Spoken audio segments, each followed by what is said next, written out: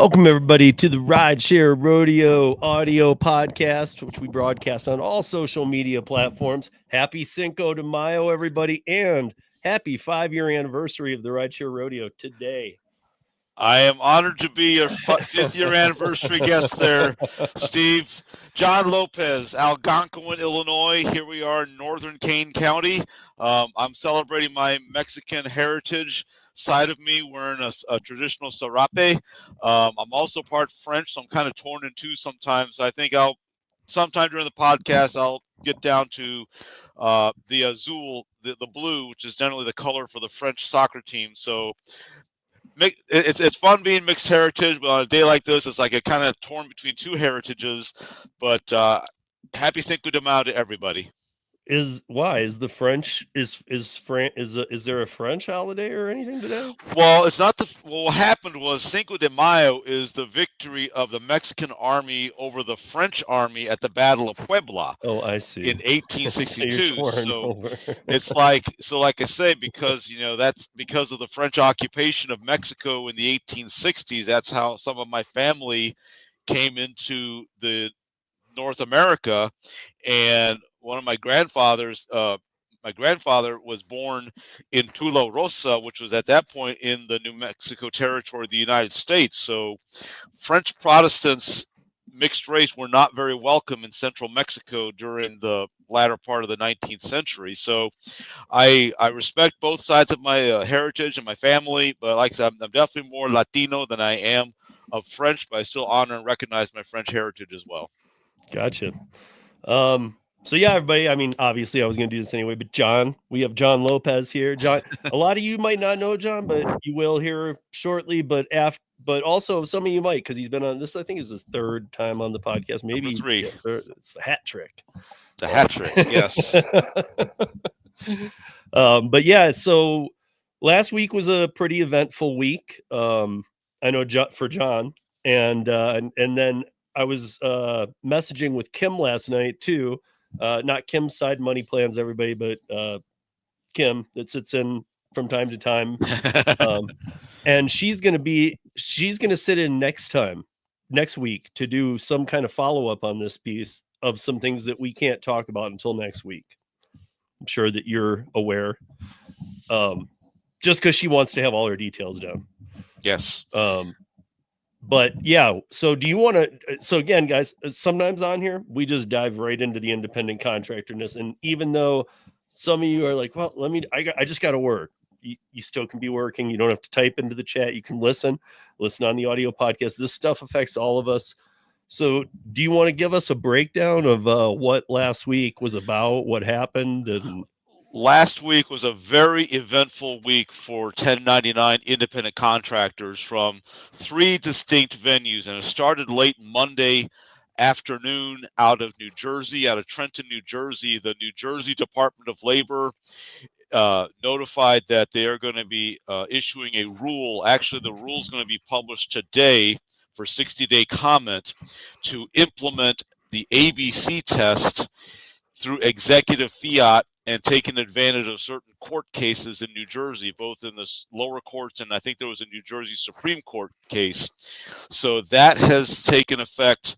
That started last week, and so when our friend and Jedi Master Kim Cavan, of course, she's based in New Jersey, so she knows very much what's going on. And I believe her when she pointed out in a couple of social media posts that her phone was ringing off the hook. I can believe it on Tuesday as this news started going out. This is unlooked for. Came out, Governor Phil Murphy of New Jersey. He's term limited, and unlike most states, the governor's election in New Jersey is on an odd numbered year, and that'll be this fall. So it's quickly turned into a political issue in the 2025 elections with the primary on June 10th. So we're just a little over a month away from the primary. And if people don't remember, the Republicans came very close to flipping the New Jersey gubernatorial election 4 years ago. That was a very close race, and Governor Murphy won his second and now his final term because he is term limited. So now it begins anew, and certainly I'm going to defer to Kim to announce anything coming up from the New Jersey venue, except that act that happened in fact. And then 2 days later, something that I was involved with directly, and that has to do in Illinois, in Springfield, the capital. Um, I testified along with Kim Cavan, Dr. Leah Palagashvili, and as well as Laura Stiegler, who is the president of the Independent Writers of Chicago. And we were working with State Representative Suzanne Ness to discuss independent contracting and putting in place statute that will protect independent contractors in the event something in DC happens, like the PRO Act or some other bill that the federal government will defer to the states. And we wanted to put statutory protection because Illinois, and a lot of people may not know this, Illinois, it uses the common law or IRS test for independent contractor classification, with the exception of the construction industry, and that's defined by the statute. So what we wanted to do was expand that to codify the common law test. So I'm working with Representative Ness, and she's my state representative here in Northern Illinois, and she's also a former 1099er herself. Earlier in life. And so what we did was we put in a bill based on a New Jersey bill from a few years back that basically says that the Department of Labor, for classification outside the construction industry, utilize the tests by the Internal Revenue Service. Very simple, very much a one-liner, because then that would give us statutory protection in the event something like the PRO Act, God forbid, but the PRO Act gets passed with the strict ABC test. So that I can't even, just so you know, I can't even believe we're hearing the word PRO Act again. Yeah, I thought we killed that thing 3 times dead and then buried it. So, well, some things, when you think it's dead and buried, they have a habit of coming back to life. And outside of the biblical accounts, certainly legislation can always come back. And the Democrats in the House of Representatives and in the Senate reintroduced the PRO Act this Congress, in the 119th Congress, back in I think it was in February, and that was reintroduced. On the House side is H.R. 20. On the Senate side, I believe it is Senate Bill 852. But it's been reintroduced. Nearly all but one member of the Democratic caucus in the Senate are co-sponsoring it. Of course, the one that's not is Mark Warner out of Virginia. He is still a holdout. This time around, Mark Kelly of Arizona is co-sponsoring it. He lost the VP nomination last year to be Kamala Harris's running mate, in great part because he didn't co-sponsor the PRO Act, and organized labor understandably raised a concern. And I think that was one of the biggest reasons he was not nominated to be Harris's running mate. Now, obviously, with what happened with the ticket, nobody could have saved that ticket given how effective it was and what happened in the battleground states. But it is back. The PRO Act, you've got, I believe, 2 House Republican co-sponsors. And of course, this we'll get into this, I'm sure, concerning the new labor secretary, Lori Chavez DeRemer. She had co-sponsored it last Congress.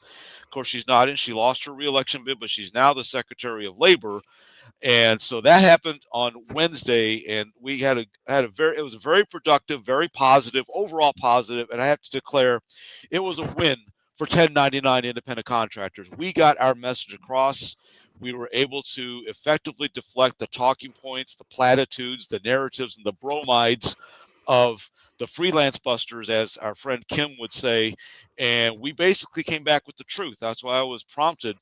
We've got to have Dr. Leah Palagashvili as part of this call. She did the published research about the impact of AB5 that was published a little over a year ago in 2024.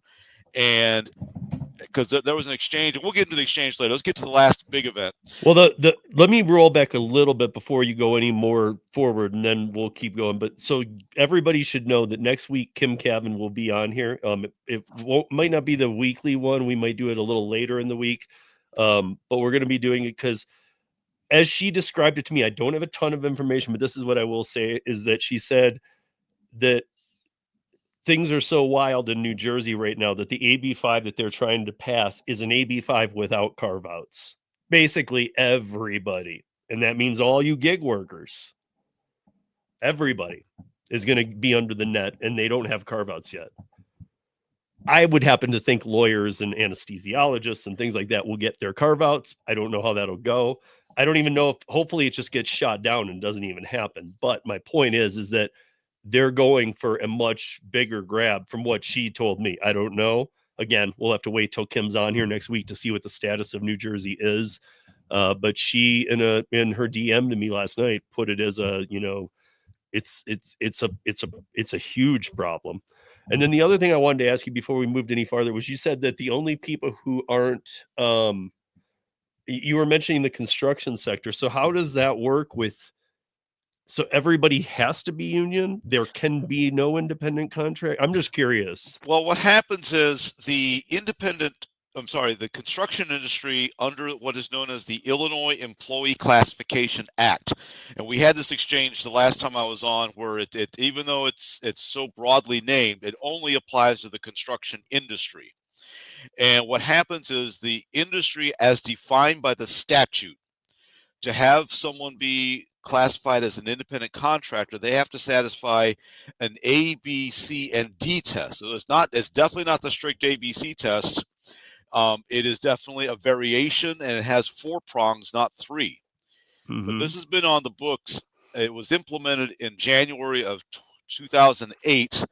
And something very interesting, during the subject matter hearing last week in Springfield, we had a member of an assistant director of the Illinois Department of Labor, and he went through the history of how the construction industry was carved into a classification bill. And it was impressive because it reinforced some of the things that I know I had spoken to during my oral and in my written testimony of, you've got to use metrics, you've got to use data. You cannot go by anecdotes. You cannot go by somebody's political talking points. You've got to go by data. And clearly back in 2005, there was some survey data taken that was used to help develop the construction industry's worker classification under the Employee Classification Act.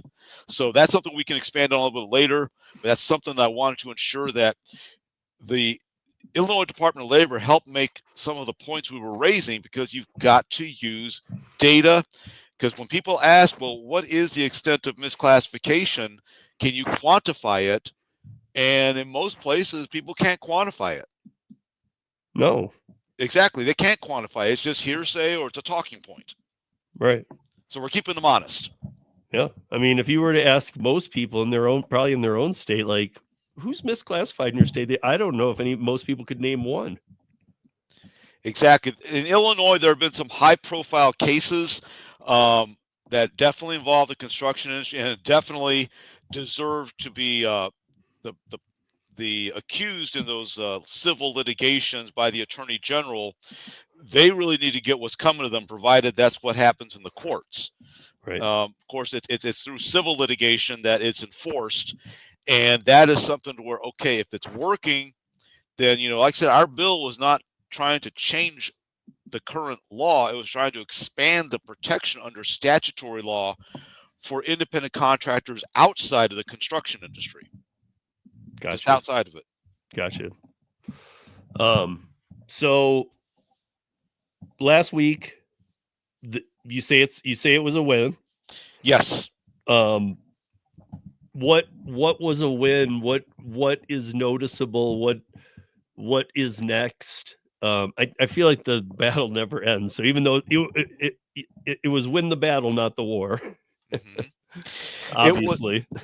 It was what we do with, and it's known as a subject matter hearing. So it wasn't so much an official markup of the bill, which was Illinois House Bill 1311, because what happens is it's more of like a prototype.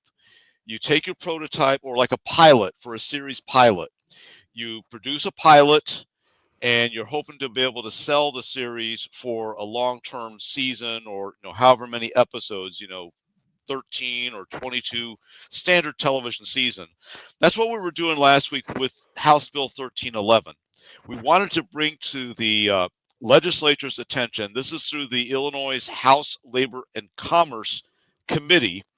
And we wanted to bring to their attention, well, what is the problem? What are the challenges for independent contractors outside of the construction industry? And why do we need your help? Part of my oral testimony, I said, common law protection is good, statutory protection is better. And of course, I point out the PRO Act definitely had a provision, one of the amendments from the 2021 version of the PRO Act. You had an amendment to say this act does not supersede any state law on employee or employer classification. So that means it will defer to the state. And that's like many components of federal law. A good example is the Fair Labor Standards Act. Minimum wage. The federal minimum wage is still $7.25 an hour. My home state of Illinois has gradually raised that to $15 an hour for this year.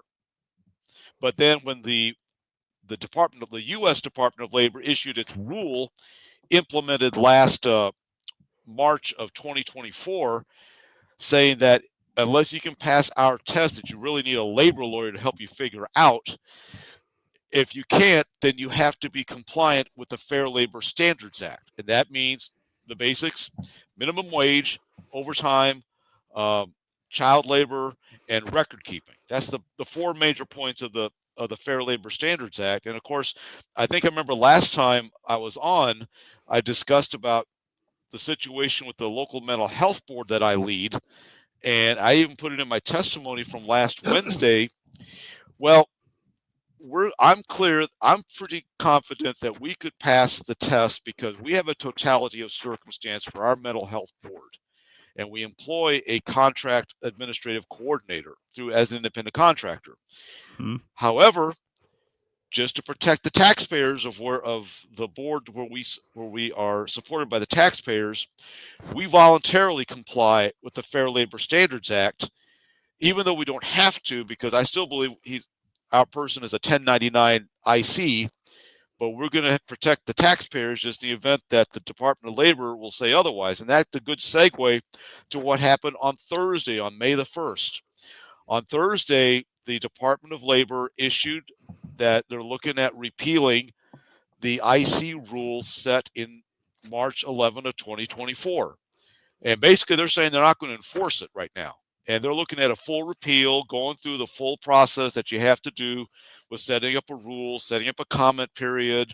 So the new rule is a good 1.5 to 2 years away, but they're telling businesses, particularly the law-abiding businesses, that we're not going to be enforcing the 2024 rule. So that's the gist of that announcement. That kind of reminds me of the last administration when they said, hey, if you earn over $600, so if you have a garage sale, you're going to have to claim it all. Remember when they said this will be applicable this year too? You're going to have to do it this year. And then it was like, you know what? We're not even going to start it till next year. And then it was we'll start it the year after. And then last year was the first year they started it with a $5,000 threshold, I believe, where you'd get a 1099K. But then this year we'll go down to 2,500, and then it actually will go down. So sometimes with these too, though, I mean, don't think, like when I saw that happen, I kind of thought this is just going to go away. This is not even going to happen because they kept kicking the can. Like we knew what was going on at the time. There weren't IRS agents. They were quitting left and right. So how are you going to impose this new audit system that's going to cause so much more work? You can't. So I kind of started thinking, I'll be honest, this is one of those times I started getting a little bit like, oh, this isn't happening or at all, for sure. Never going to happen. But it did. And it's starting to play out. I don't know if somebody will fix that, but I'm pointing it out because sometimes that kicking the can really does kick the can down the road. It's not going anywhere. It's just being delayed. Well, definitely something a lot of businesses had to be prepared for from the Department of Labor a year ago was the overtime rules. I don't know if you recall, but July 1st of last year, you're going to have a raise in the base salary or hourly wage for workers who are eligible for overtime. And then you're going to have which would not include salary, though. Correct. But then you're gonna have people who are on January 1st. You're going to raise that threshold to just over 58,000 a year. Now the court struck down the second rule change. It was supposed to take place on January 1 of 25. The court struck that one down. So we're still on the July 1st overtime rule. Whereas, and again, just like with whether it's the joint employer standard that the National Labor Relations Board tried to implement, or the independent contractor rule that was implemented but seems to not be enforced now, and definitely not under this new administration, we have to be vigilant. And what I think the Illinois lawmakers were starting to see for the first time, except for maybe the few that participated in a 2023 independent contractor roundtable that we held, including our friend Kim Cavan was a Zoom participant of that. Well, they're saying we have to be vigilant because we got to watch our backs, and honestly, we need to watch each other's backs. And I know, Steve, that's what you do through your Rideshare Rodeo, and not just with federal legislation, but certainly with compliance of the various gig platforms, and that's what we're having to do. Yeah, but you're doing it with all the careers out there. Just to give you guys a little background, if you haven't ever seen John on here before, he does a multitude of things. Probably be a good idea to give you a little stage here to give a little background on yourself, so people who have been listening or joining in now know, who is this guy? Okay, this is how I introduced myself at the hearing last Wednesday. I'm a 60-year-old freelancer, entrepreneur, solopreneur from Algonquin, Illinois, who started freelance writing in 2019 for a local, long-established political blog called McHenry County. I'm also an appointed member of a local 708 mental health board here in Illinois, and I've had the honor of serving as president of the board for just over 2 years, and not speaking in an official capacity for the board, but I'm speaking on independent contractors because I'm speaking from a perspective of both an IC myself and a client. So I'm speaking from both hats, and I ask the legislators, please ask questions on both lenses, because anything you do with independent contractors not only impacts the independent contractors themselves, but also the clients, and particularly the law-abiding clients that are doing nothing wrong.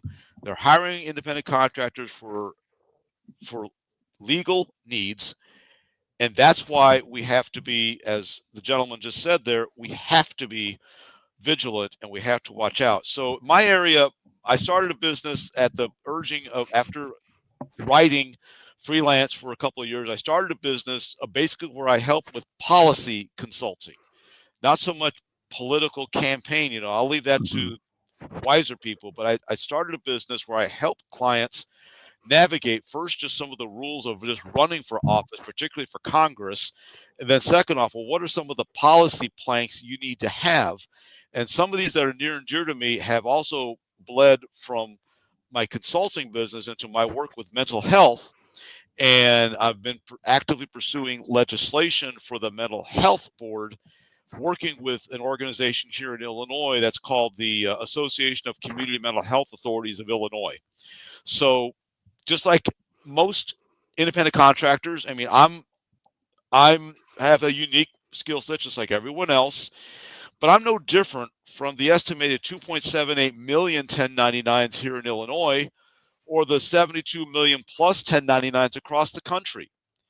That number's, I swear that number's different for everybody I have on here. It goes from 65 to 75 million plus, depending on who I have as a guest on. Well, I'll make it easier. I don't care whose numbers.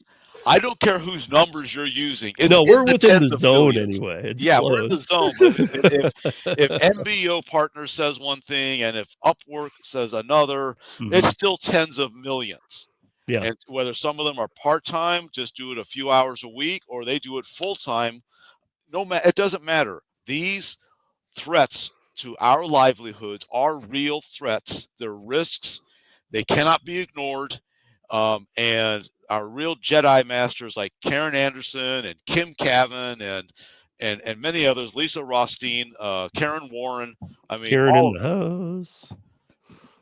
and she's in the house. So it's like these Jedi Masters have helped us Padawan learners to become better at utilizing our resources. Like I said, if I was to use that metaphor, I'd say last week's hearing was a trial. Like the trials, a Padawan goes through the trials before they can become a full Jedi.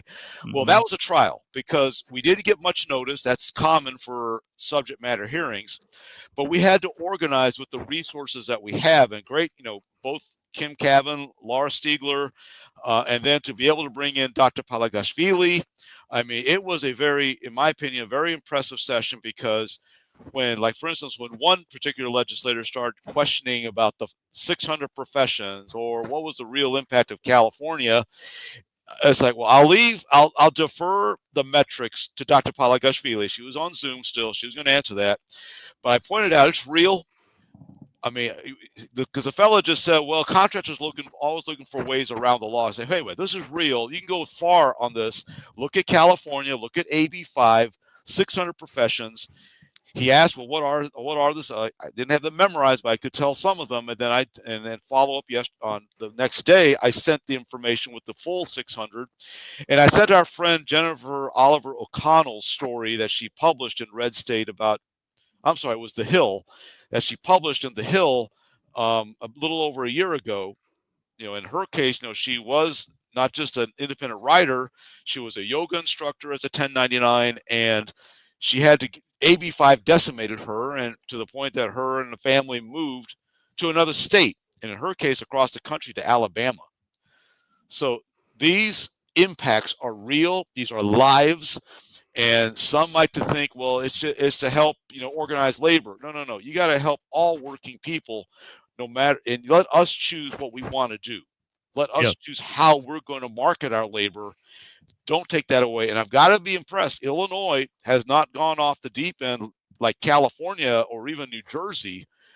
We've kept it to the construction industry. The construction industry restrictions were based on metrics, not political points. And here in Illinois, I mean, even the Illinois AFL-CIO, they told us openly back in 2023, they are still pushing for the strict ABC test. They don't have any metrics. And I challenge the members of the committee, first, just applied discernment. Applied discernment to what the facts are. Use empirical data. And I even brought up during my oral testimony what happened. Our good friend Kim Cavan documented this earlier this year, but about what happened with the Minnesota in the Attorney General's advisory task force on misclassification. The one independent contractor on that panel, a gentlewoman named Brittany Vanderbilt, she was always asking for data. And I gave the quotes that Kim quoted. I repeatedly asked the task force and presenters for data when they describe certain industries that are, quote, highly impacted, unquote, by misclassification. I was told I'd get that data, but never got it. So I kept asking. I finally learned that there is no data. The task force is basing this classification of highly impacted industries on anecdotes and things they hear. Not a way to run a company, let alone a government, whether it's a state, local, or federal level.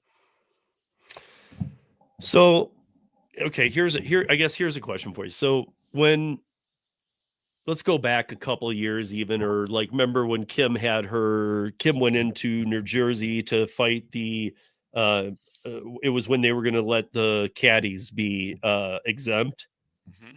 Remember, because everybody needs a caddy, but not everybody needs to be able to be their own boss. Well, that's not a right you deserve, but everybody can be a caddy, because that's but Kim went down there to fight that, and if I know you remember this, she spoke, and she made a mark. Do you feel like these sessions, like even the one in Springfield last week, do you feel like it's not that same feeling walking in anymore? Like, oh, God, we gotta start from scratch. Nobody knows what we're talking about. What the heck? Do you feel like people are more, okay, we need a lot of information, but we got you a little bit. It's a little further along because in Illinois, I mentioned earlier, there was like an independent contractors roundtable in August of 2023. And the chairman of this committee, a gentleman named Marcus C. Evans Jr., he was in person at our roundtable in Carpentersville, Illinois, in the late summer of 2023. That's where, and him and I'm sure you've heard about this in other channels. Him and Cav and I had mentioned to Representative Ness, there's going to be a point where these two are going to butt heads. Think of the two. Think of two. I got everything I got in my pocket. I'm putting on Kim. Yeah, exactly. Think of the bighorn sheep. Think of two bighorn sheep butting heads like you see in the wild, and that's basically what. And it did happen about 45 minutes into this session, where Chairman Evans described his 1099 business. He's a real estate appraiser, and immediately Kim very quickly said, Kim basically said, I want to make sure I get the quote right here. Chairman Evans said, I'm a contract appraiser, so I don't want to be an employee because of my schedule. So I work for two appraisal companies. I'm a contractor. It's crystal clear. Kim, you would actually fail the ABC test pushed through in California and is trying to push through nationwide.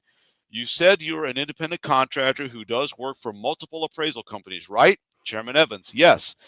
Kim, you fail the test just like I do.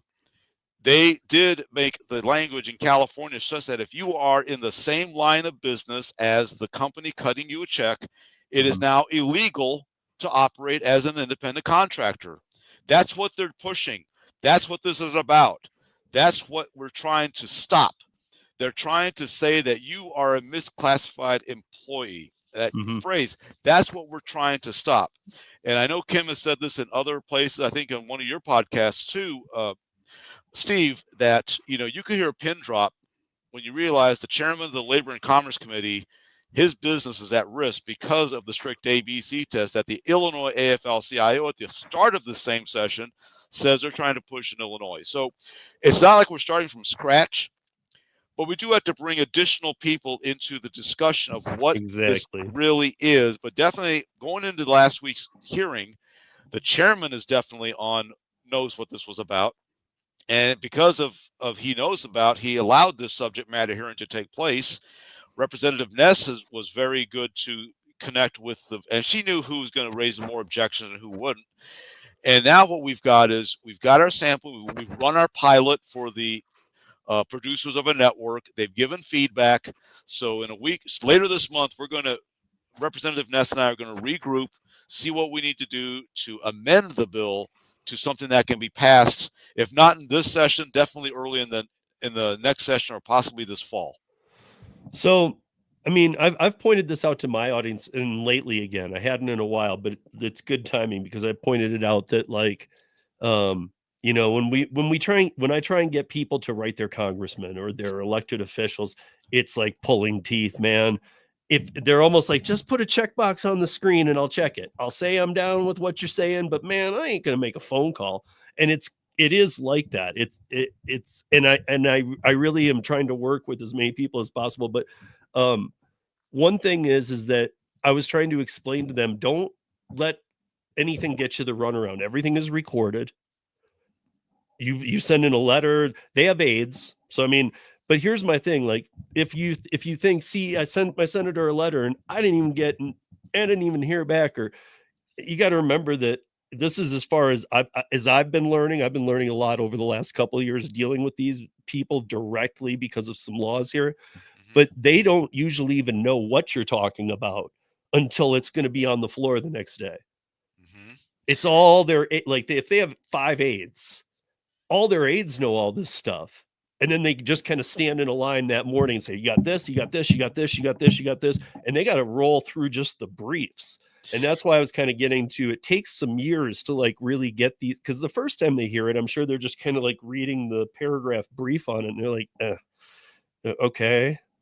So I feel like we must be making some ground. Like these people, I'm sure that it's not the same speech every time. And I'm sure they're not like, I'm sick of this. There must be some people moving along and going, wait a minute, actually, we all need to listen to this. And last time I probably didn't listen as well as I should have. I hear and see some of that with independent contractors, but also in other issues. You're right to a great deal. Something I always recommend for people is to, when you're dealing with legislation, you've got to use the bill number. And if there's a particular amendment, you've got to use the amendment number. So always use that, and that's just simple, what we would say in IT world, metadata management. You got to know how to discuss something, even if it's like quoting chapter and verse in scripture. You can memorize the verse, and that's the main point, but you got to refer to it. Same thing with legislation. You have to refer to a bill. It's like, for instance, when we were talking about Congressman Kiley's Congressional Review Act objection to the independent contractor rule last year. It didn't get a bill number until it became HJ Resolution 116 or HJ Res 116. That has to be the immediate point that then congressional staffers or members can refer to something. Sure. So that's something where we always been using, House Bill 1311. Of course, Kim's very good at this. She's doing HR 1319, the Modern Worker Empowerment Act that Kevin Kiley introduced earlier this year. So all of that has to do with, you got to be able to connect with the language, but it's not just independent contractor issues. It's basically almost any issue. A good example, and especially this kind of gets into my other world with mental health, Illinois is finally going to deal with a portion of prescription drug pricing that a lot of people don't know about, but it definitely has a big impact. And that's pharmacy benefits managers, or PBMs. Now, for whatever reason, possibly because of lobbyists, this hasn't been dealt with. See, I remember attending a roundtable discussion on PBMs, on prescription drug pricing back in late 2019. And myself and a couple other folks in the room, it was a roundtable, so you got a lot more talking instead of just a town hall. It's like, you got to deal with PBMs, you got to rein them in. They're not even being tracked, let alone, it was basically because the emphasis at the time was on big pharma. In big pharma, yes, they're a significant part of the problem of high prescription drug prices, but they're not the only part of the problem. No. But finally, this year in Springfield, it looks like everybody and across the political spectrum are finally saying, we got to do something. The big three, CVS Caremark, Express Scripts, and Optum RX. Those are the big three PBMs. No one really knows what they do. They're basically middlemen or middle people, and they've got to be reined in. How much are they contributing to the high cost of meds? And then here's a kicker. In my work, when I get down, I want to get, again, beyond the talking points and beyond the platitudes and beyond the narratives. Well, who is opposing reform? And in that field of space, very briefly, there is a lobbyist group that started in the first Trump administration called the Coalition for Affordable Prescription Drugs. Sounds like a great name. Who are these people? Well, part of it are the PBMs themselves. Okay, just like anybody else, they can have a lobbying. That's First Amendment rights. But the other side of that coalition were public sector labor unions. And that floors people when I have reveal that to them. And then they did interfere in some of this PBM reform legislation. They had like 2 or 3 subject matter hearings last year on PBMs, but I think everybody's to the point where they're getting past the talking points. They got to do something just to open the books, and that's what the legislation in Springfield, and that should pass this session. But it's like, I was helping congressional candidates put this into their position platform papers in going into 2020, and it's 5.5 years later, we're finally doing something. Just an example. I mean, is there an example you can kind of give as to like what might happen? Like one example of what might happen in at the lowest level that helps the person who needs it, that helps the consumer, that helps the price.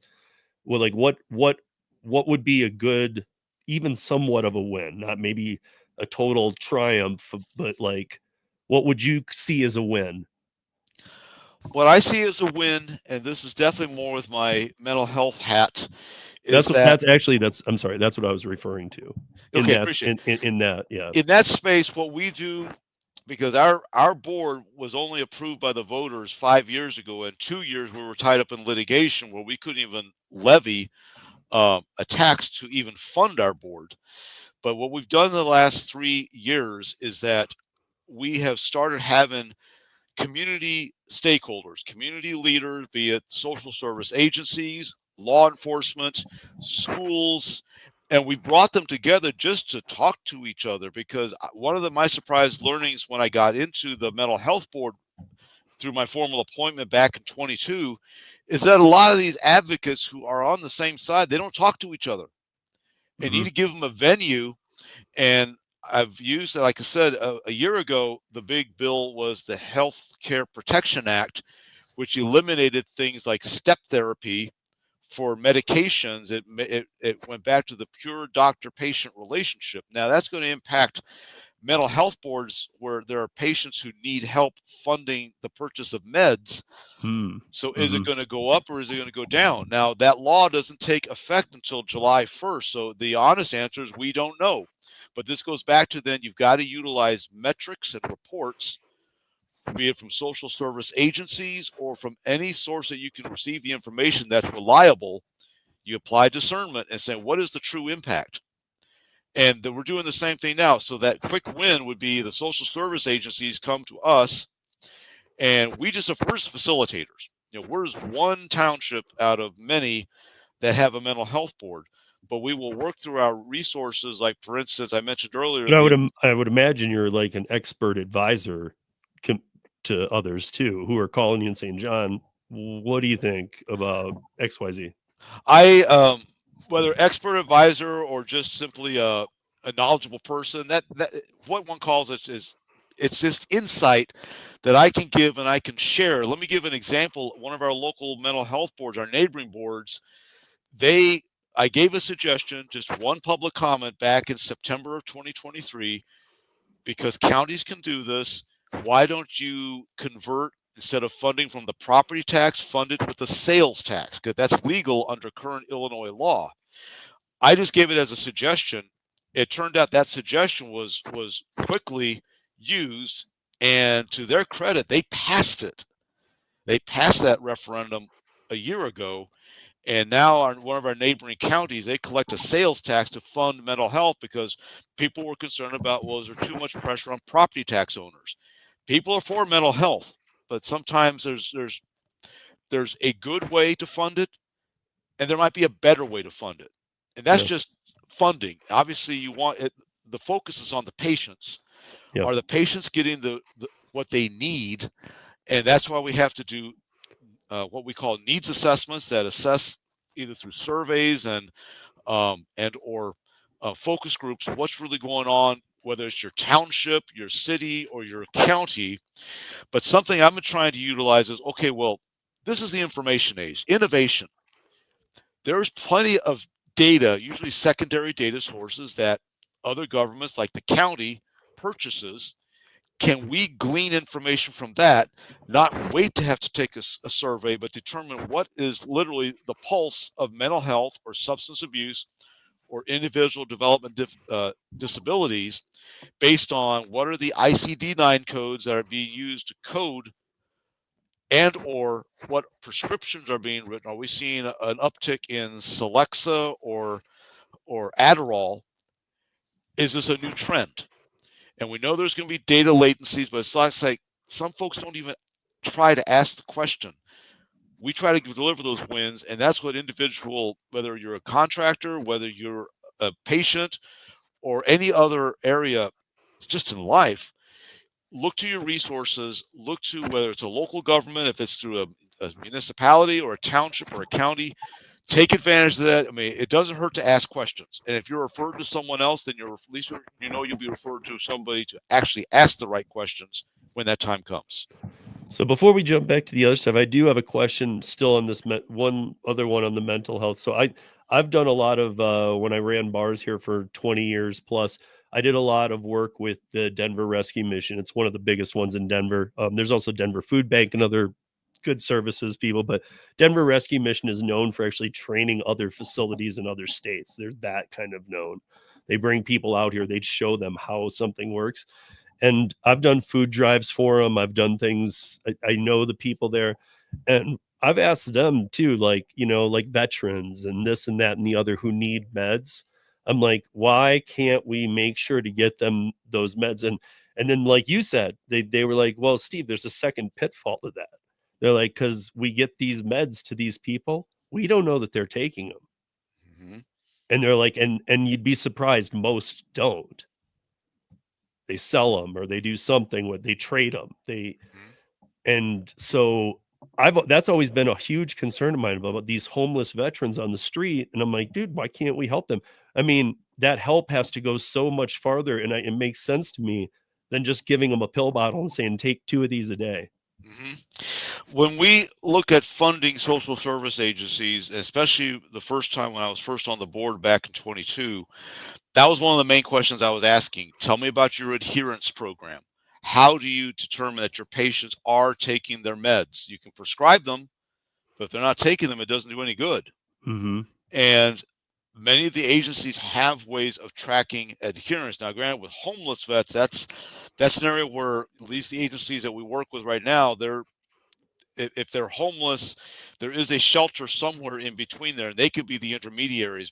But as far as the deep dive into homeless vets or to homeless anyone with have mental health challenges, adherence is a question that I do ask of the agencies. Because, like I said, our role in government is to, as the voters approved, to collect tax revenues, whether it's a property tax or a sales tax, that will help subsidize these agencies to where when they need funding and a patient doesn't have or they don't have enough insurance to cover it, whether it's for meds or whether it's just for psychiatric treatment, the invoice will come to us under the contract that we put in place, and then we will spend the tax monies collected and give and pay the agencies so they can pay their people to treat these patients that can't fully afford or can't afford at all to pay for their treatment. And that goes for their meds. So again, I just have to build on that a little, because in the same conversation, it was brought up to me, a methadone clinic. Hmm. Okay. Like, and for those that aren't familiar, I mean, you've heard of it maybe, but a methadone clinic is for people trying to come off opiates or things like that, that are very, very deeply addicted. The methadone clinic doesn't give you a week's worth of medicine. You go there every morning of your life. You go there and you get your medicine. That's how you do it. And these people do it. So if there's vets out there who, they always kind of live in the same area or somewhat. I mean, maybe they move if you're gentrifying them out of the area, but shouldn't there be some kind of thing like that? Because they're aware they need the medicine. Hmm. And that's why, at least with Illinois' setup with local community mental health boards, we can facilitate. In fact, we have an interactive map on our website for our mental health board that shows the services within our township.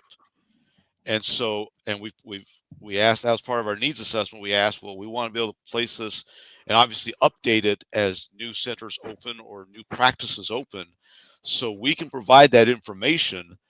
It's just like any other challenge with anything, not just mental health. I mean, Mhm. you can show them all the resources you want, but you know, maybe through family members, you got to convince them to walk through and take those resources to help yourself. Yeah, no, I just, living through this last year here in Denver, with the overflow of people that were brought here, and I'll just leave it at that. They gentrified all of our homeless, which, for those that don't know, you probably know, John, Denver's a very big city for homeless, very bad.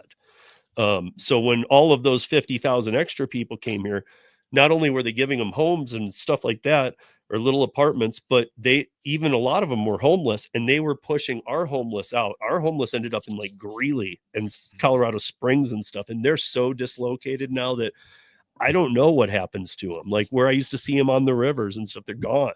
Now they've got these new encampments, and their encampments don't last for 2 to 3 months like they used to.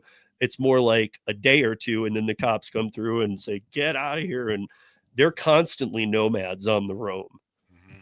And I mean, how do you ever get into a workable system if you're constantly walking to the next place you have to live for 36 hours?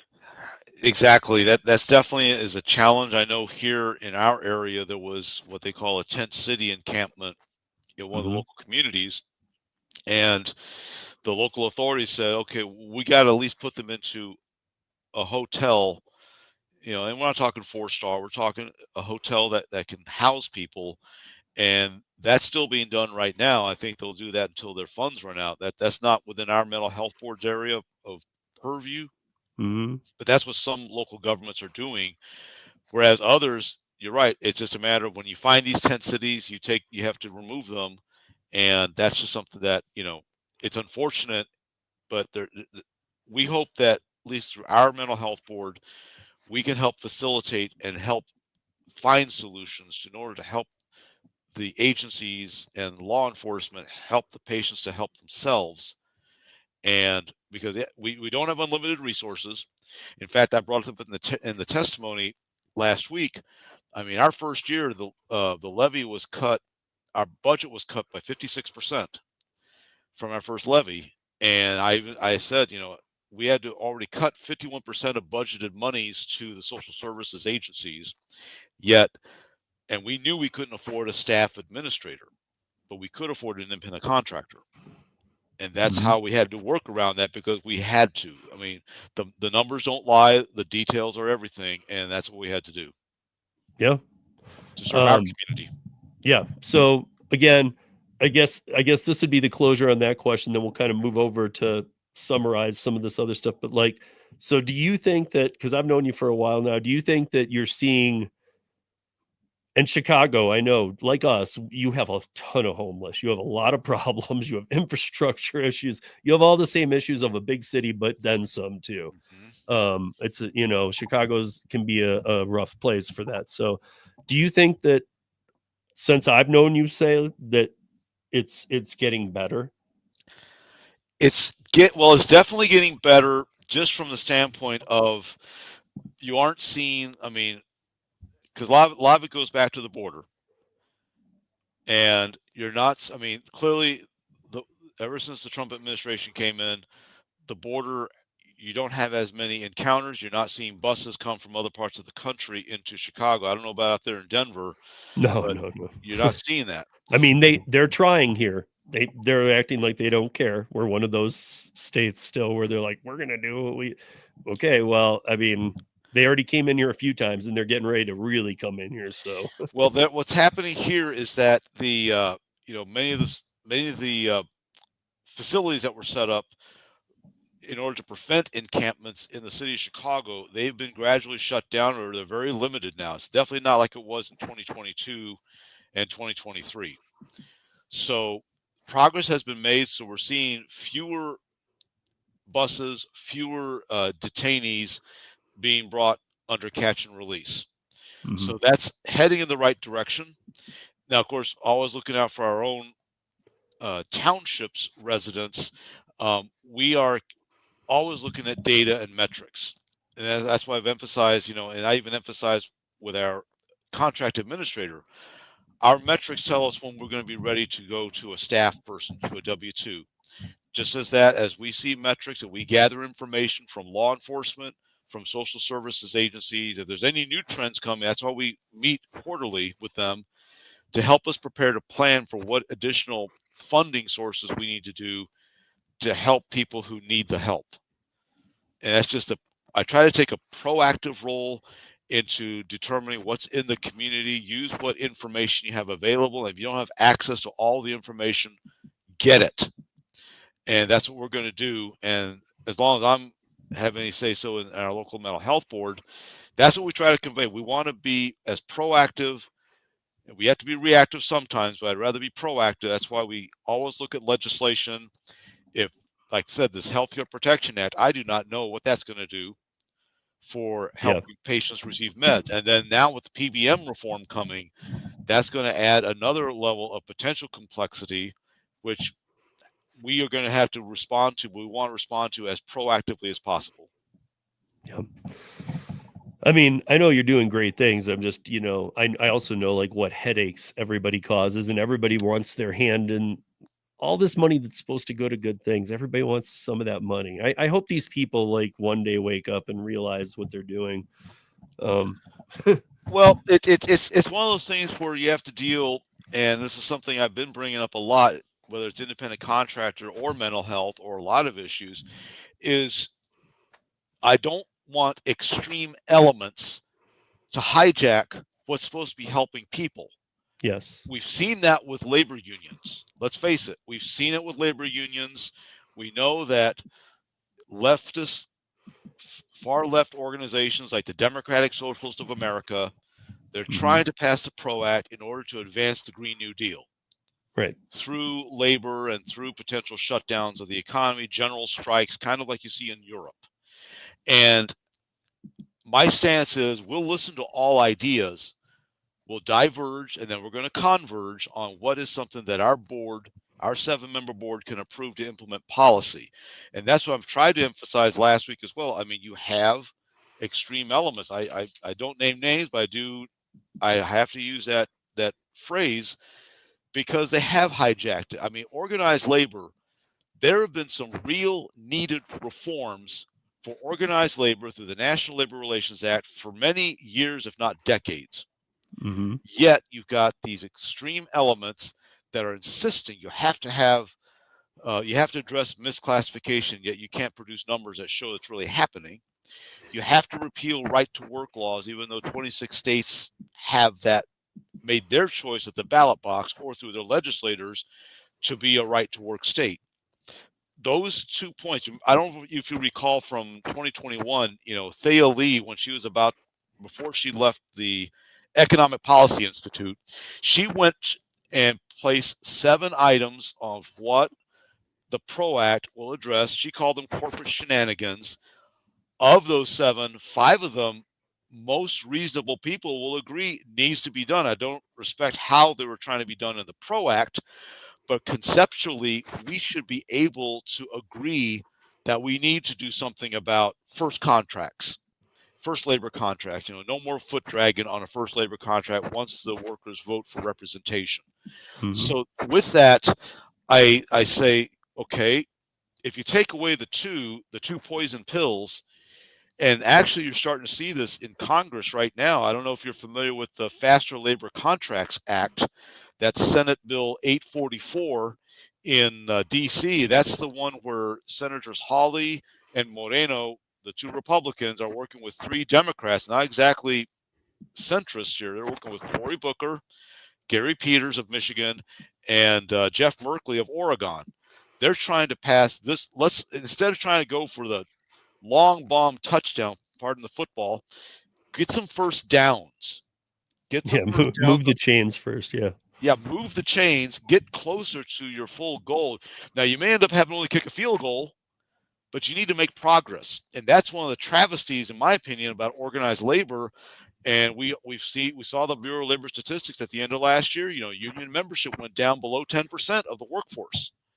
And had some of these reforms, mainstream reforms, been passed, that may be a different situation because, like I said, workers are workers, whether you're 1099s or W-2s. Workers' rights, even if you're not in a union, 1099s definitely are clearly needed in the economy. It's a third of the economy as it is based on metrics. So why try to stratify, divide, and conquer? That's what we're trying to urge our friends in Illinois. Look, we're all workers. Make us part of the working class.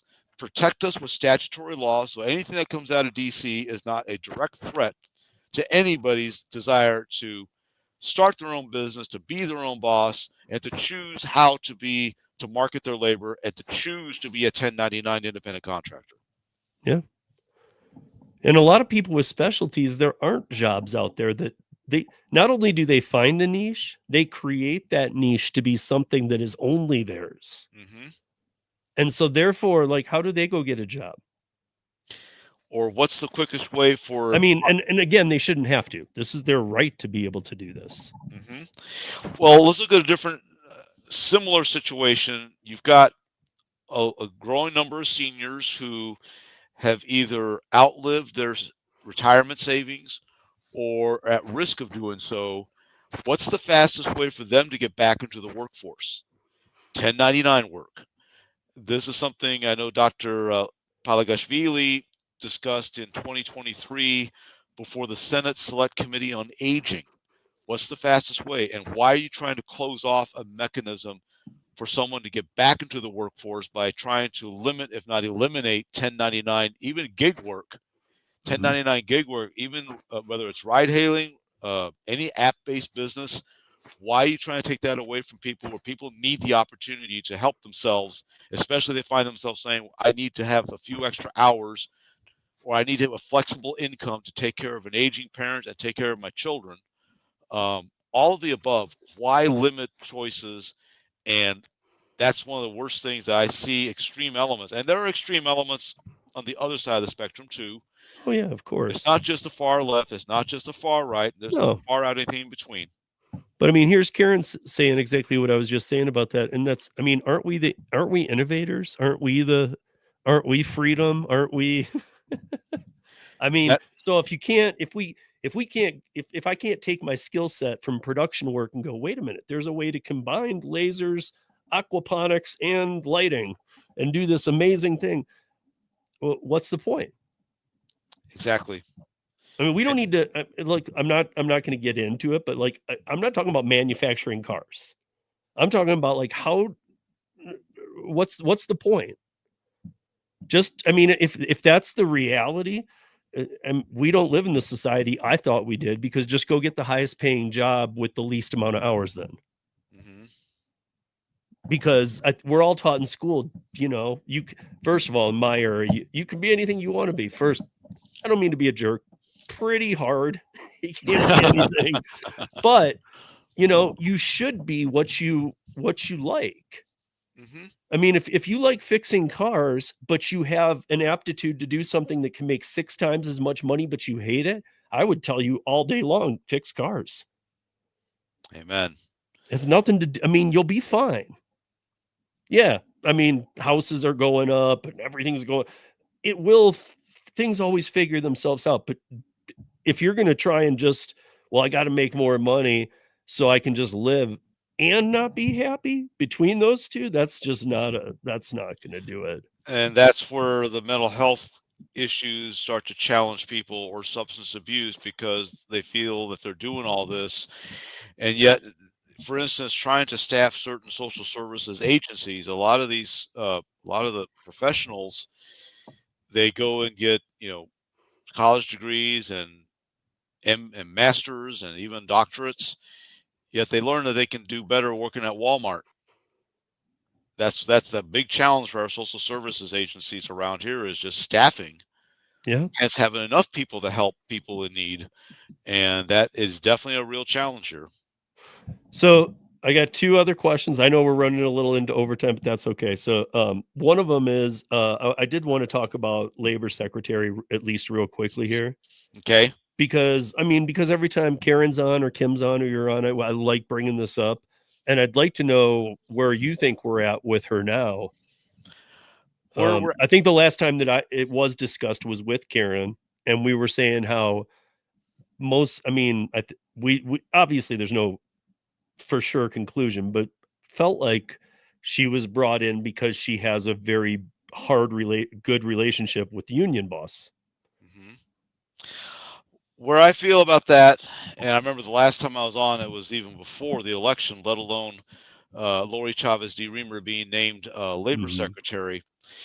Her confirmation hearing, and I did say this in my written testimony last week, to point out, does the Trump administration really with independent contractors? We saw the choice of Chavez de Reamer, and while she backed away from some of her pro-act positions, for instance, she backed away from repealing right to work laws after Senator Paul really grilled her on this. She was already on record opposing the joint employer standard, so that was a part of the pro-act we knew she was against. But she never did anything for independent contractors.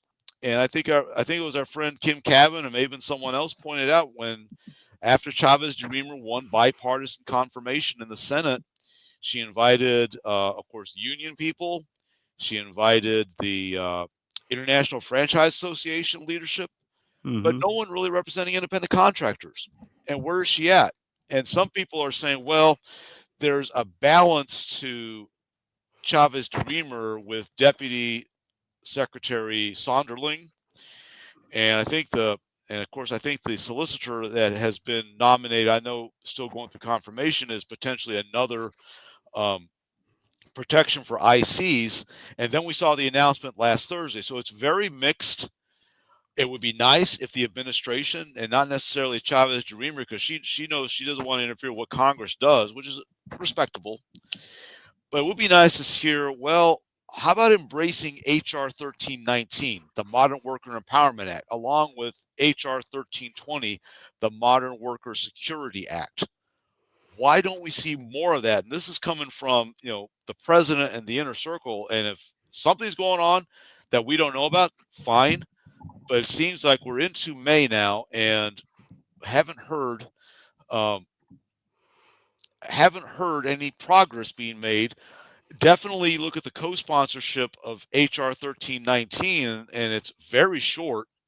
You don't see the peoples like who are close to the president, like Byron Donalds or Anna Paulina Luna. Mm-hmm. You don't see the closest you have is Elise Stefanik, which Mm-hmm. is helpful. It's great, and of course she stayed in the House because they were afraid they're going to lose the House majority with if she's confirmed for UN ambassador. That's why she withdrew. But we're seeing some great ones from Glenn Grothman and certainly Tom Keene out of New Jersey. But we need more. There should be hundreds of people from both parties. Where's Henry Cuellar? I know he's got a court date coming up, but he's always voted against the PRO Act. He's Mm-hmm. voted against it twice, which makes him unpopular with the left. But where are more House members? Where are more House Republicans, starting with them, but people across the spectrum who recognize how independent work is important, yet they're not backing up, even just co-sponsoring HR 1319. We Mm-hmm. need these folks to do that. We need the Trump administration. And that was the proposition I was given last week in my testimony. We need to you can do something the Trump administration has yet to do publicly in its first 100 days, embrace independent contractors as part of the working class in this country. We've seen what they've tried to do in California. We've seen what they're trying to do in New Jersey.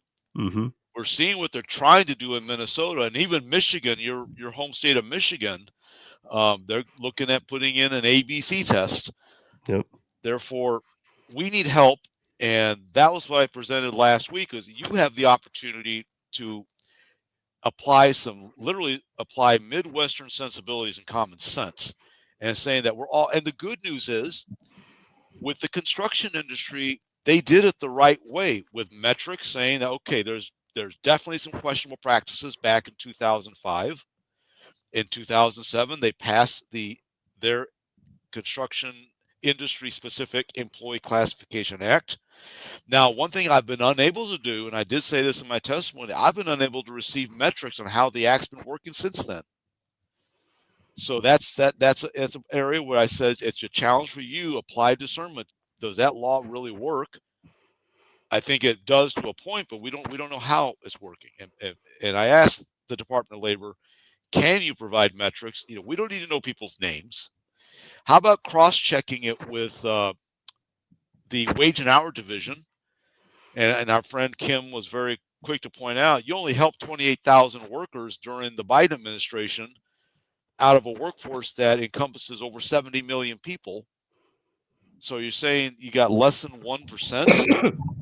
And that's what I wanted to say was, look at Karen put it too, like we were saying in the beginning, 65, 75 million, but I think it's over 70 easy now because part-timers and all this.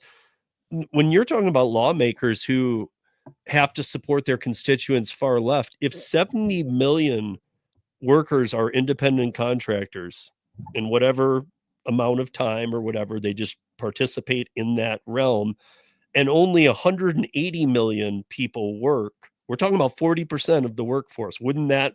Shouldn't the far, and again, not my thing, but shouldn't the far left be somewhat aware and supporting that as well? They are, but certain areas of the far left are supporting their different agenda. I mentioned the DSA, the Democratic Socialists of America, supporting the Green New Deal, and they want to do this through labor unions. I've mentioned how, and this one I still haven't figured out why are public sector labor unions working against pharmacy benefits manager reforms? Mm-hmm. It seems like a very unholy alliance, but that's the way lobbying can work. It makes that too, and it makes politics makes strange bedfellows. But I I guess mean, if we are vigilant and we shine the light of truth, and definitely, Kim, and Karen, and the rest of the real activists, like I said, the real Jedi masters are doing this, and I'm trying to do what I can from an Illinois perspective. But at least the good news is, Illinois, we're not that far of going down that rabbit hole of an AB5 law, in spite of the Illinois AFL-CIO saying so. And I remember, because I know it was documented, there were one or two legislators back in 2019 that said we ought to look at what California did, but they definitely were not listened to, because we've not moved to an AB5, and God forbid we even do in Illinois. or anywhere. I mean, True. AB5 was a promise of, or it was, hey, you guys, all of you who built businesses in California, you're done. And then it was like, but don't worry, we're going to create set or whatever million jobs that all of you are losing your careers. We'll create jobs for you. First of all, nobody wanted those jobs if they had been. But second of all, we've talked about this many times on this show. I don't know where any of those jobs are. I mean, we've located a few, a handful here, a handful there, but there were no jobs created in California when they said let's enact AB5. Don't worry, we'll take care of you. There was nothing done to give people anything. Exactly. And you look at, and let's look what happened with the supply chain when the independent truckers based in California couldn't work. And look what happened when the ports of Los Angeles and Oakland and Long Beach were shut down after the California Truckers Association case before the Supreme Court was not going to be addressed. Oh yeah, I remember the union drivers blocking the ports because they were calling in the independent drivers finally, like we need you bad, and they were blocking them so that they couldn't even get in there. I hear, and then also what happened with, I still definitely vividly remember this from July of 22, when the International Longshore Warehouse locals sided with the truckers. So we saw both sides of that. We saw the ILWA, especially Local 10 in Oakland.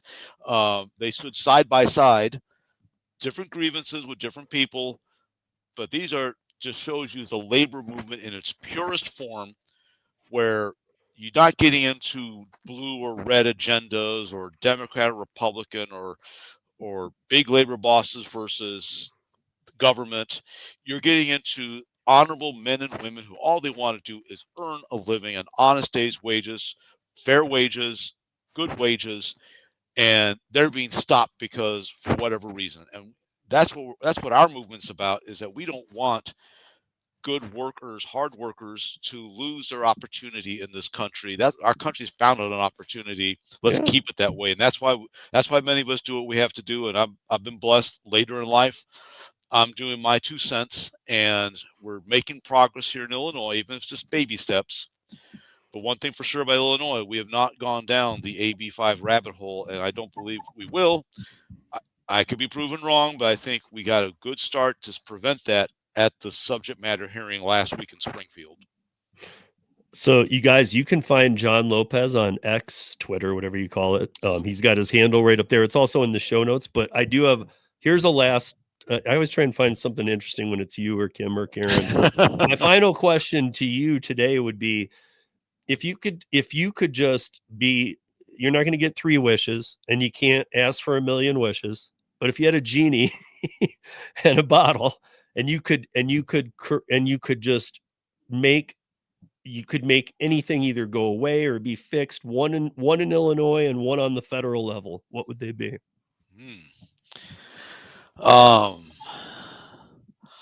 I would ask that power to remove the scales and the blinders off of people's eyes, that to know that we have more in common than we do that divide us. Take down those barriers, take down those talking points, take down the narratives, the platitudes, and take down the bromance that this is the way we've always done it. We can do it better.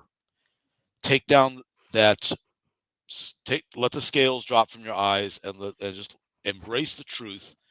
It will set you free, but you have to be able to embrace it. Federal level. That's an interesting one.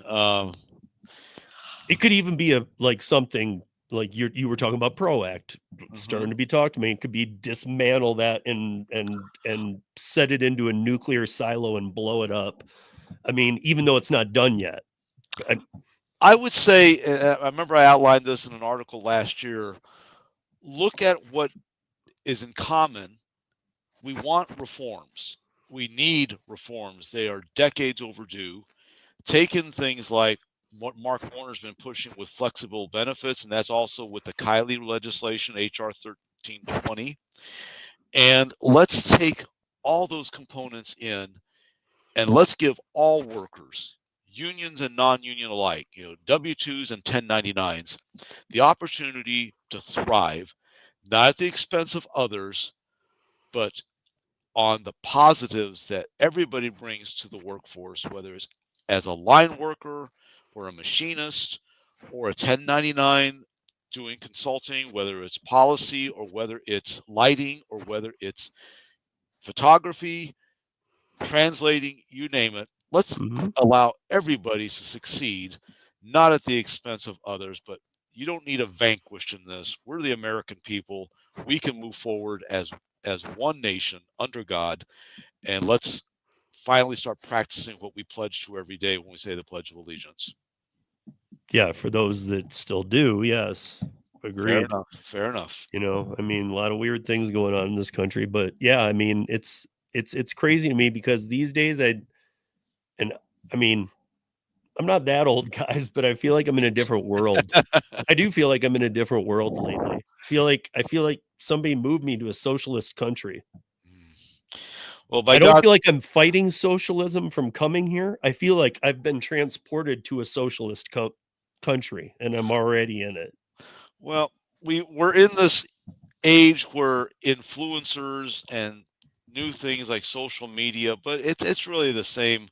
It's the same song with different tools, if you will, or what. Yeah, and maybe that's part of it. The AI advancements, the tech advancements, the way that you can just make something like I have this idea, put it into Chat GPT, and it'll make a 50-page manifest just from an idea, one line.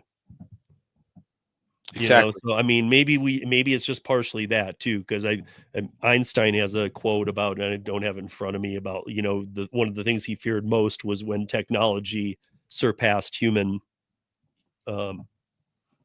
something about human thinking or human.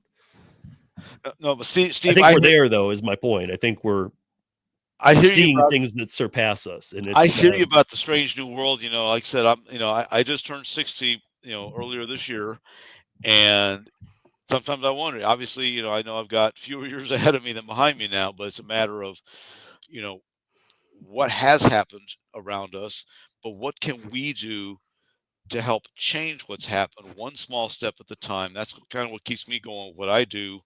And let's make some positive advancements. I think we're doing positives here in the local community.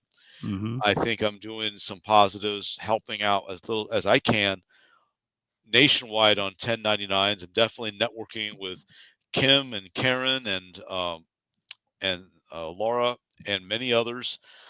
Let's take positive actions to bring positive policy that shouldn't be a threat to anyone, but just takes the truth of, we've got something to offer. We want to offer it the way we want to offer it, not the way government says we have to offer it. Right. And I don't want to, and like Karen was saying, like, sometimes you have a niche, but you even discover something more. If it did turn to it and I have to, okay, I'll go work for this company, I'm now giving them a skill set they don't have without me. I'm not just becoming an employee. I've found a niche, but if they make me be an employee and I have to go work for company X, I'm now going to be making them money on my idea.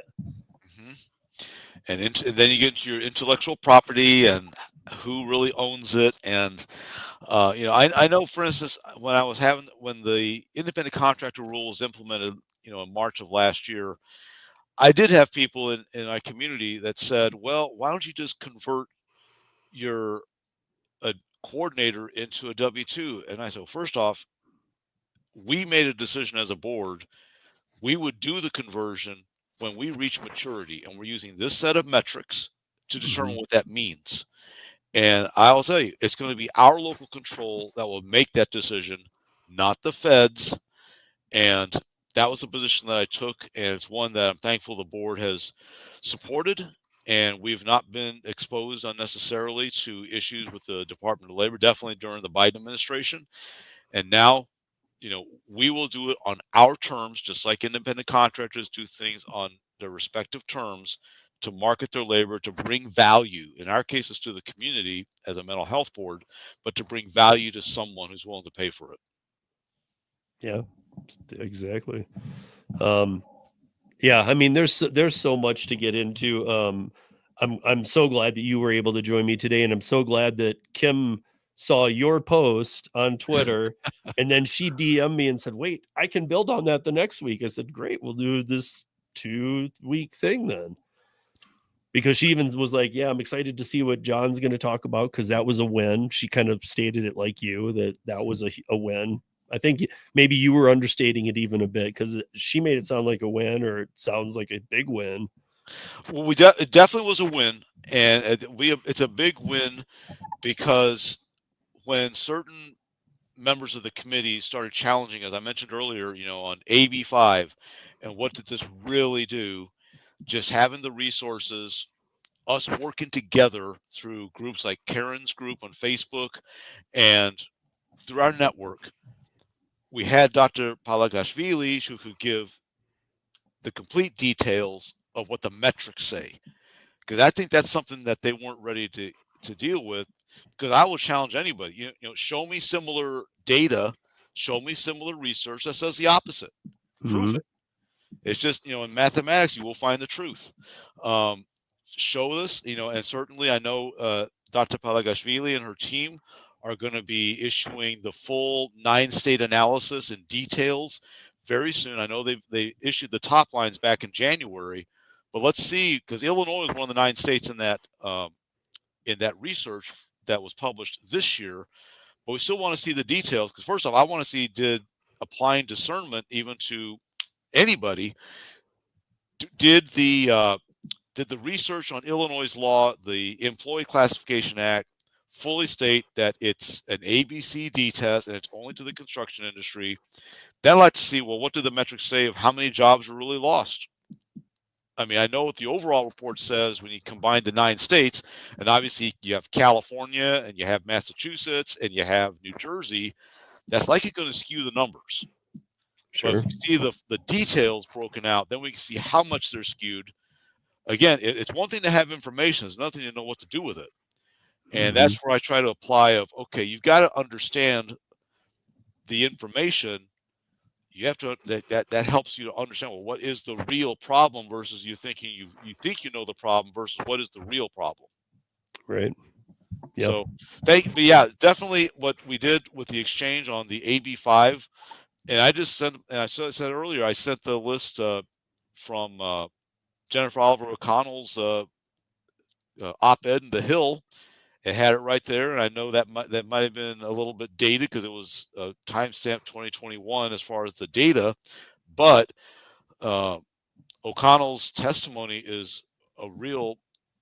It shows just one life, and we know our friends like Ildiko Santana and many others can tell about their lives. Everybody's been touched by AB5 who had did any kind of work as a 1099, and it's time to get that truth, the whole truth out there.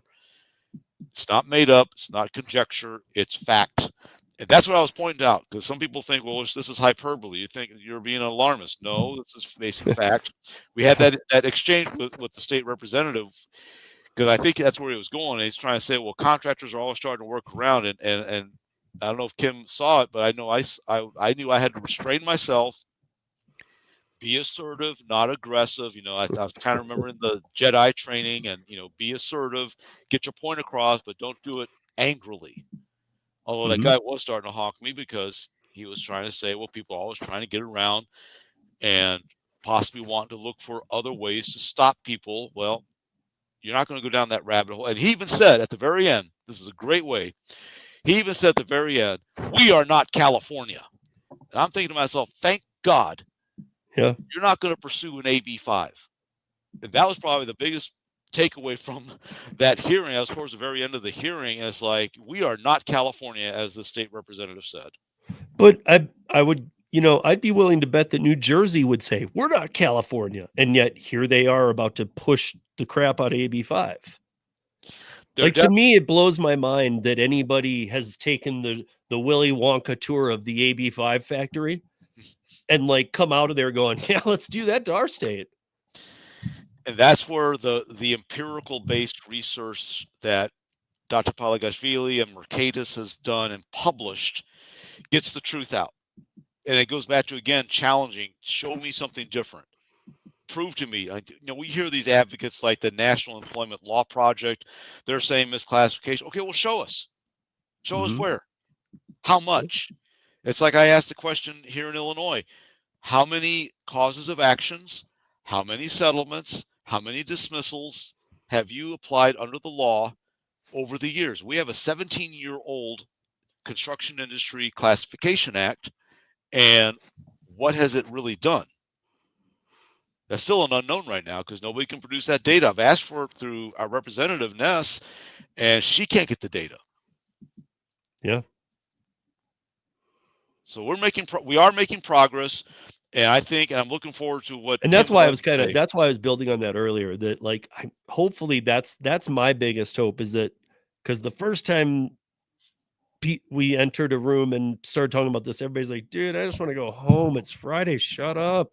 And now it's like, that's what I was trying to get at. Are these people starting to walk in and go, there's those guys, they're going to want to talk about this. And actually I've learned about this a little bit since, because that's what it takes, is coming back and back and back again. Because when you have 1,000 bills on your desk and you're just briefing the ones that are on the floor that day, you're really not taking it in. But are they finally taking it in? Because if they do, I have to think that with time, it will end up for the better. I believe it will, certainly in Illinois. Some might say I'm putting too much faith in it, but no, I was there in those rooms, both in 2023 and last week in 2025. Like I said, I'll regroup with our state legislator. We'll see what our next approach is. Just think in mind, if HR 1319 is passed, let alone signed into law, that really basically nullifies a need for the IRS test, because it will be established in federal statute. You cannot go beyond the rules that basically all HR 1319 does is it codifies the first Trump administration's rule for independent contractors. That's what it does. Now, states do have, just like with minimum wage, states could go above and beyond. But I think the biggest thing came out of last week is that we have metrics on our side, and the opposition does not. And as long as people look to the truth of managing by metrics, we are very hopeful that in Illinois we're going to prevent this, and maybe our lessons, our success stories, can help teach other states and other people in other states to how. Hey, look at Illinois. Look at Illinois. Everybody, I mean, because everybody would say, well, as California goes, so does the rest of the country. Well, fortunately, at least in this area and one or two other areas, Illinois has not gone as California. Like I said, I know he was kind of saying it sarcastically at the end of our exchange. It was very vigorous, but we're not California. Thank God. Yeah. So, I mean, I guess my hope is, Karen's in here too, is that, that even California corrects itself. I know it's been a while now, and it's like, will it ever really? But I would hope they would. I mean, well, let's remember something about Governor Gavin Newsom. Yeah. Look how he's trying to recreate his image. He's talking to people like Charlie Kirk, and nothing short of a repeal of AB5 is going to repair his image than repealing AB5. And will he do it? Does he have the courage to do it? Does he even have the votes to do it? My bigger question would be, does he care about his image anymore? Well, he'll care if he wants to run for president. So I think that is still out there. I think he is looking at 2028. Oh, I think I already have this thing in mind. I see all these things about I can't even remember her name because she's so worthless. Kamala Harris? Yes. Okay. But I have this feeling she's going to run for governor. I have a feeling he's going to run for POTUS. And even though the stories you see are talking about her potentially running again. Yeah. There's no way they're that stupid. No, they're not. They're not. I mean, we all saw her. She can't speak. To lose to Trump the way she did, all the battleground states went with Trump. Mm-hmm. And then those same battleground states like Wisconsin on April 1st, they went the other way with the high profile Supreme Court justice race there. That just was more proof that it was Kamala, not so much what Trump did right. Yeah. Great point. I agree with Karen, but would he use his bully pulpit to ask for a repeal? Or once he's gone, is there a better chance of removing it? I don't know this. I'm just asking. Yeah, well, if they think it's working right out in California, although every data and metric says it's not, then you have to start saying, are they at a point of intransigence? Are the bulk of people in California at the edge of intransigence? I had to put that one up. I love Karen that she's just it just comes out of her mouth because she's gonna speak the truth, guys. Hey, that's what being a Jedi master is about, They get she's right. I guess I just wonder if somebody would walk in there and realize the detriment it was done, and even if it's only for, well, I'd get this many more supporters. I don't think we'd piss off too many other people. Let's get rid of this. Mm-hmm. I would just think somebody might have an advisor that'd be like, dude, first get rid of that. Mm-hmm. Exactly. They should. But I mean, Newsom's beyond that. Newsom, if he has advisors, he probably advises them to shut up. That's my thought. Well, that's the worst thing for anybody in that position, like a Newsom. Even though you have to do it behind the scenes, but it does no good if he has a bunch of yes people around him. Exactly. Same with Trump. Oh yeah. You can't have yes people. Yeah, but you want yes people. You want them to stand their ground. But you know better. You should have people on both. It's like this podcast. I listen to a lot of podcasts where they only have people that are exactly the same as them. It doesn't ever do anything. Not that you and I disagree on much, but I like conversations.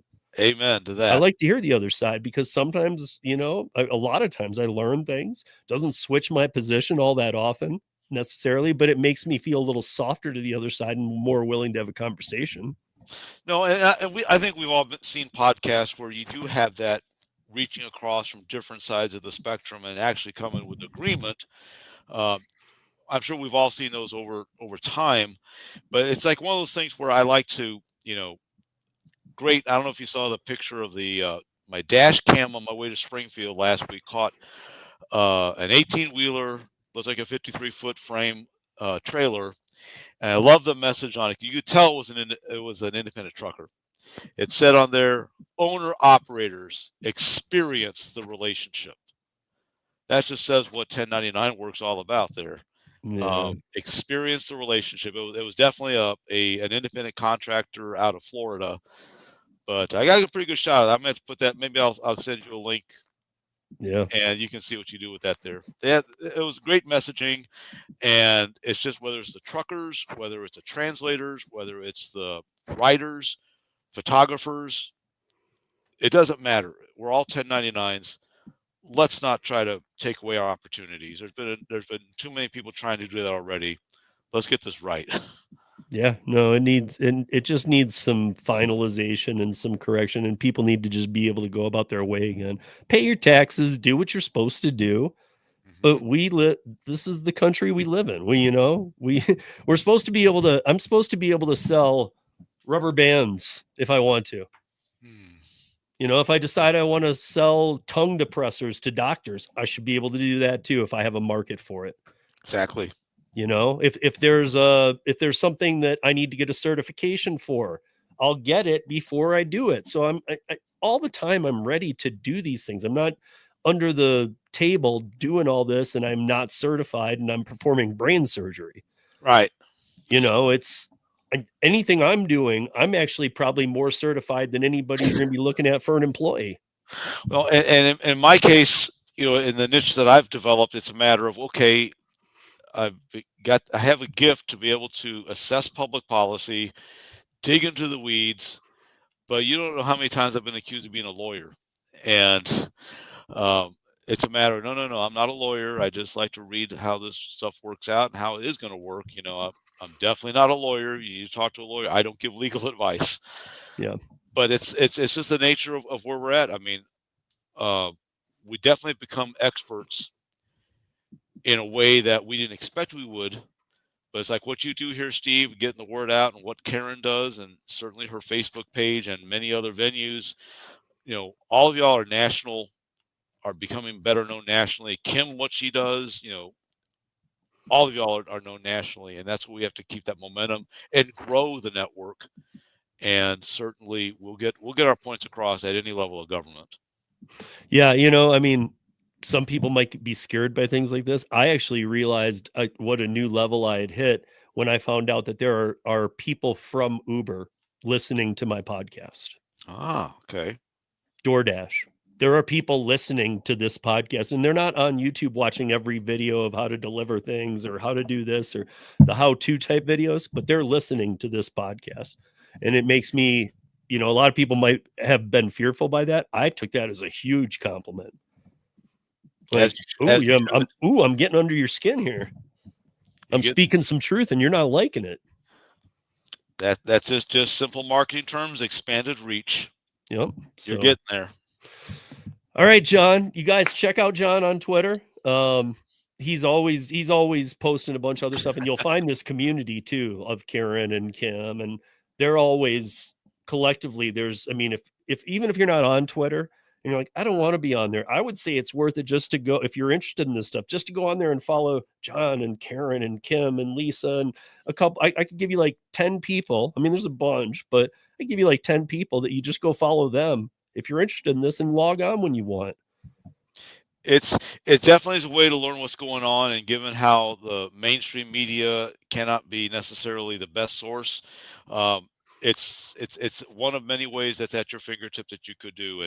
And Steve, again, thank you very much for having me back, and we'll look forward to hearing what Kim says next week. I'll be watching, and let's go get them. All right, John. Thank you, everybody, for watching. Thank you all, audio podcast listeners or any platform people, and we'll see you back here next week on the podcast. She was just a baby. Ain't no way.